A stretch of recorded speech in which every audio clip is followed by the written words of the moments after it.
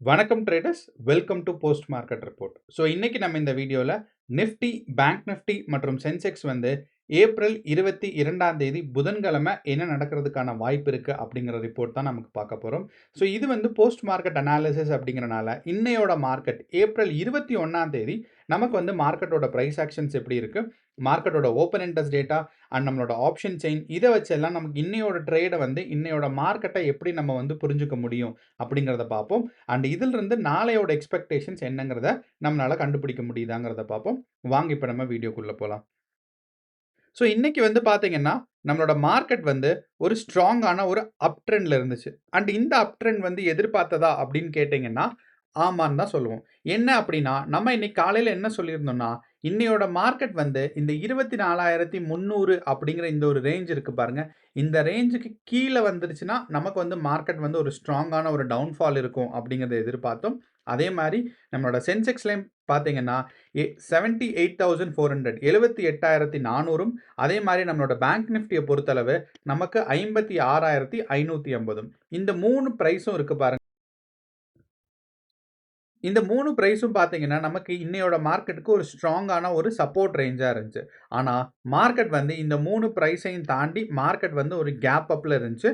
And இன்னையோட market பார்த்தீங்கன்னா, நம்ம காலையில என்ன சொல்லியிருந்தோம்னா, கிஃப்ட் நிஃப்டிய பொறுத்தளவு ஒரு 80 பாயிண்ட் வரைக்கும் கேப் அப் இருக்கலாம் அப்படிங்கிறத சொல்லியிருந்தோம். ஆனா, கடைசியில பார்த்தீங்கன்னா, கிஃப்ட் நிஃப்டி 9 மணிக்கு இருக்கிற அந்த கேண்டில் நீங்க பார்க்கும்போது தெரியும்.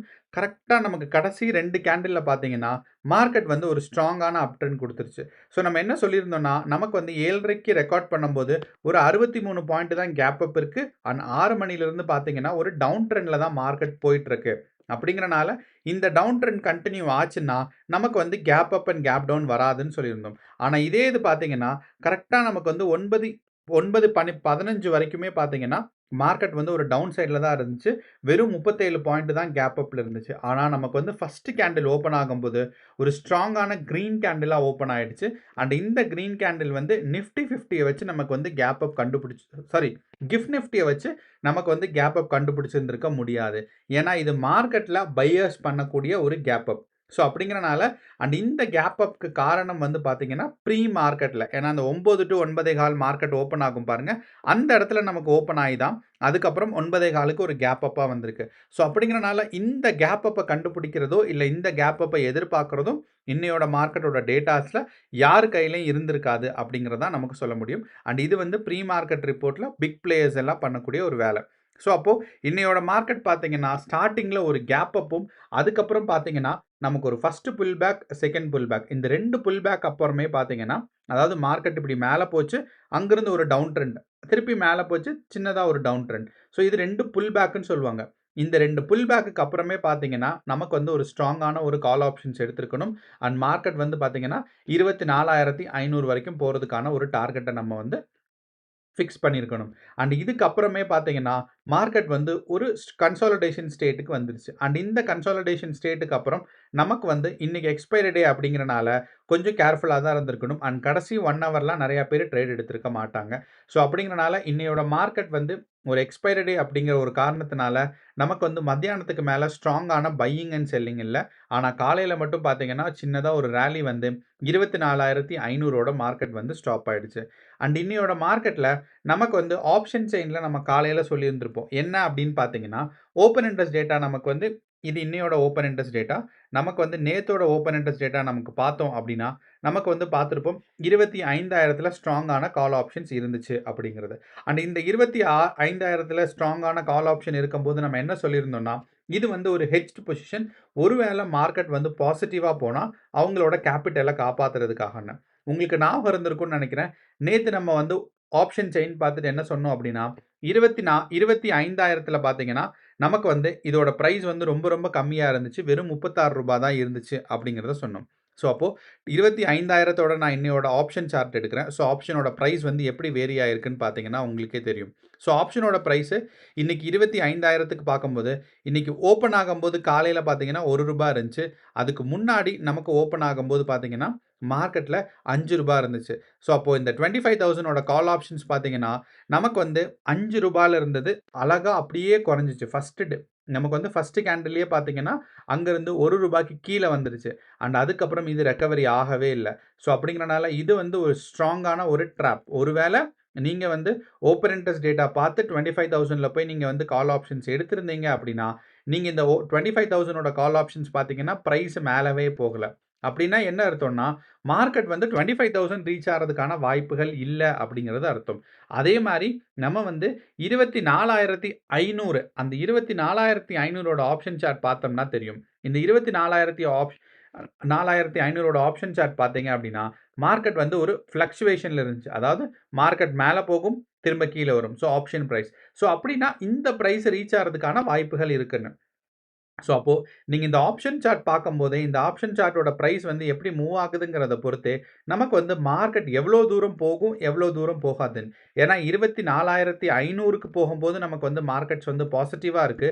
ஆனா 25,000க்கு பார்க்கும்போது நமக்கு காலையில இருந்தே பார்த்தீங்கன்னா, மார்க்கெட் வந்து ஃப்ளாட்டா இருக்கு. ஸோ ஆனா, அப்போ நம்ம இங்க போய் நமக்கு வந்து 25,000ல நமக்கு பொசிஷன் எடுத்தோம் அப்டின்னா, நமக்கு வந்து கண்டிப்பாக ஒரு நஷ்டமா தான் இருக்கும். ஸோ அப்படிங்கிறனால நீங்க எப்படி பிரைஸ் ஆக்ஷன பார்க்குறீங்களோ, கண்டிப்பாக ஒரு எக்ஸ்பைரி டே அன்னைக்கு நீங்க ஃபார் அவுட் ஆஃப் த மனில போய் சீப்பான ஆப்ஷன்ஸ் வாங்குறீங்க அப்படின்னா, கண்டிப்பாக நீங்க ஆப்ஷன் சார்ட்டையும் பார்த்து சின்னதா ஒரு அண்டர்ஸ்டாண்டிங் டெவலப் பண்ணணும். அப்படி இல்ல அப்படின்னா, ஆப்ஷன்ஸ்ல அதுவும் ஃபார் அவுட் ஆஃப் த மனில ஏன்னா நெறைய பேர் என்ன பண்றாங்க அப்படின்னா, அட் த மனி தான் பார்த்தீங்கன்னா, நமக்கு வந்து டெல்டா வேல்யூ அதிகம். ஏன் இந்த டெல்டா வேல்யூ இம்பார்ட்டன்ட் அப்படின்னு பார்த்தீங்கன்னா, நமக்கு இந்த டெல்டா வேல்யூ என்ன சொல்லும்னா, நம்மளோட அண்டர்லையிங் அசெட் அதாவது இந்த இந்த இந்த ஒரு சார்ட்ட பொறுத்தளவு இது நிஃப்டியோட ஆப்ஷன்ஸ். அப்படிங்கிறனால அண்டர்லையிங் அசெட் வந்து பார்த்தீங்கன்னா, நிஃப்டி 50. அப்போ நிஃப்டி 50 ரூ. 1 மூவ் ஆச்சுன்னா, இந்த நிஃப்டி ஆப்ஷன்ஸோட பிரைஸ் அதுவும் இந்த பர்ட்டிகுலர் ஸ்ட்ரைக் பிரைஸ் பார்த்தீங்கன்னா, எவ்வளோ ரூபா மூவ் ஆகும் அப்படிங்கிறத அண்டர்ஸ்டாண்ட் பண்றது தான் பார்த்தீங்கன்னா, டெல்டா வேல்யூ. அண்ட் இந்த டெல்டா வேல்யூ வந்து நிஃப்டி 50ல இன்னைக்கு எக்ஸ்பைரிங்கிறனால எல்லாம் 1 ஆயிடுச்சு. அதே சமயம் நமக்கு வந்து இப்ப நமக்கு வந்து சென்செக்ஸ் பார்த்தீங்கன்னா, வியாழக்கிழமை தான் எக்ஸ்பைரி. இப்ப நான் பார்த்தேன்னா, அட் த மனில இந்த டெல்டா வேல்யூ பார்த்தீங்கன்னா 0.5. அப்படின்னா என்ன அர்த்தம்னா, நிஃப்டி 50 ரூ. 1 மூவ் ஆச்சுன்னா, இந்த ஆப்ஷன் அதாவது 79,300 ஓட ஆப்ஷன் பிரைஸ் வந்து 50 பைசா மூவ் ஆகும். அப்போ கோரிலேஷன் ஃபேக்டர் வந்து எப்ப வந்து க்ளோஸ் டூ 1 இருக்கோ, அப்பதான் நமக்கு வந்து பெரிய லாபம் கிடைக்கும். அப்படி இல்லன்னா எவ்வளோ பக்கத்துல போக முடியுமோ. ஆனா அதே சமயம் நான் வந்து கால் ஆப்ஷன்ஸ்ல இப்ப ஃபார் அவுட் ஆஃப் த மனில போறேன் அப்படின்னா, 80,000க்கு பார்த்தீங்கன்னா டெல்டா வேல்யூ 0.3. நமக்கு இது பார்க்கும்போது சின்னதா தான் இருக்கும். 20 பைசா தான் டிஃபரன்ஸ்ன்னு. ஆனா ஆப்ஷன் நான் முன்னாடி சார்ட்ல காமிச்சம்போது 24,500ல பார்த்தீங்கன்னா, நமக்கு ஆப்ஷன் பிரைஸ் இன்கிரீஸ் ஆச்சு. ஆனா 25,000க்கு ஆப்ஷன் பிரைஸ் இன்கிரீஸே ஆகல. அப்போ இந்த 30 பைசாலருந்து அப்படியே டெல்டா வேல்யூ வந்து 0.1க்கு போயிரும். அதாவது 10 பைசாக்கு போயிரும். அதிலிருந்து மேலேயே வராது. ஆனா அட் த மனில இருக்கிறது அட்லீஸ்ட் ஒரு சின்ன மூவ்மெண்ட்ஸ் குடுக்கும். ஸோ அதனால கண்டிப்பாக எக்ஸ்பைரி டே அன்னைக்காவது அட்லீஸ்ட் அட் த மனில நீங்க பொசிஷன் எடுக்கிறதுக்கான கத்துக்கணும். ஸோ அதுக்கான ஸ்ட்ராட்டஜி நீங்க பில்டப் பண்றதுக்கு ரெடியா இருக்கணும். ஸோ இன்னையோட மார்க்கெட் பொறுத்தளவு call option and at the money தான் அட் த மனி தான் பார்த்தீங்கன்னா, ஒரு பாசிட்டிவான ஒரு இண்டிகேஷன்ஸ நமக்கு குடுத்திருக்கு. ஓகே. அப்ப இது இன்னையோட மார்க்கெட். அப்ப நாளையோட மார்க்கெட்க்கு நம்ம முக்கியமா கவனிக்க வேண்டியது என்னன்னு பார்த்தீங்கன்னா, நம்மளோட கிஃப்ட் நிஃப்டி டேட்டாவும் யுஎஸ் மார்க்கெட்டும். அண்ட் இப்போதைய கிஃப்ட் நிஃப்டி டேட்டா பார்க்கும்போது, நமக்கு ஒரு ஸ்ட்ராங்கான ஒரு செல்லிங் பிரஷர் இருக்கு. ஏன்னா கிஃப்ட் நிஃப்டி டேட்டா வந்து பார்த்தீங்கன்னா, நமக்கு 330க்கு பிரைஸ் குளோஸ் ஆன இடத்துலருந்து, இப்போதைய டேட்டாஸ் நமக்கு பார்த்தோம் அப்டின்னா, மார்க்கெட்ல ஒரு ஸ்ட்ராங்கான ஒரு செல்லிங் பிரஷர் இருக்கு. அப்ப இந்த செல்லிங் பிரஷர் 100 பாயிண்ட் கேப் அப்ங்கிறது நமக்கு நைட்ல வந்து ரெக்கவரி ஆச்சு அப்டின்னா, நமக்கு வந்து ஓகே. அப்படி இல்ல அப்டின்னா, மார்க்கெட் வந்து நாளைக்கு ஒரு செல்லிங் பிரஷருக்கான ஒரு மார்க்கெட்டாக இருக்கிறதுக்கான சான்சஸ் இருக்கு. அண்ட் இத தொடர்ந்து பார்த்தீங்கன்னா, நம்மளோட ஆயில் பிரைஸ் பார்த்தீங்கன்னா, யுஎஸ் டாலரோட ஆயில் பிரைஸும் இன்கிரீஸ் ஆயிட்டு இருக்கு. அண்ட் நம்மளோட இந்தியன் ரூபாயில நமக்கு கன்சிடர் பண்ணாலும் பார்த்தீங்கன்னா, ஆயில் பிரைஸ் வந்து 8,000லிருந்து பார்த்தீங்கன்னா 8,200 இருக்கு. அண்ட் இன்னைக்கு காலையிலயும் பார்த்தீங்கன்னா 8,200 பக்கம் தான் இருந்துச்சு. ஸோ அப்படிங்கிறனால இது பெரிய மாற்றங்கள் இல்ல. ஆனாலும் ஒரு ஸ்ட்ராங்கான லீப், ஒரு சின்ன ஒரு லீப் இல்லாம இப்ப 8,000ல இருக்கிறது நாளைக்கு காலையில பார்க்கும்போது 10,000 போச்சுன்னாவோ, அதே மாரி நமக்கு வந்து யுஎஸ் டாலர்ஸ்ல கன்சிடர் பண்ணும்போது இப்ப வந்து ரூ. 88ல இருக்கு. அதே இது நாளை காலையில பார்க்கும்போது ஒரு 100 110 போச்சுன்னா, ஸ்ட்ராங்கான மார்க்கெட்ல ரிஃப்ளெக்ட் ஆகும்.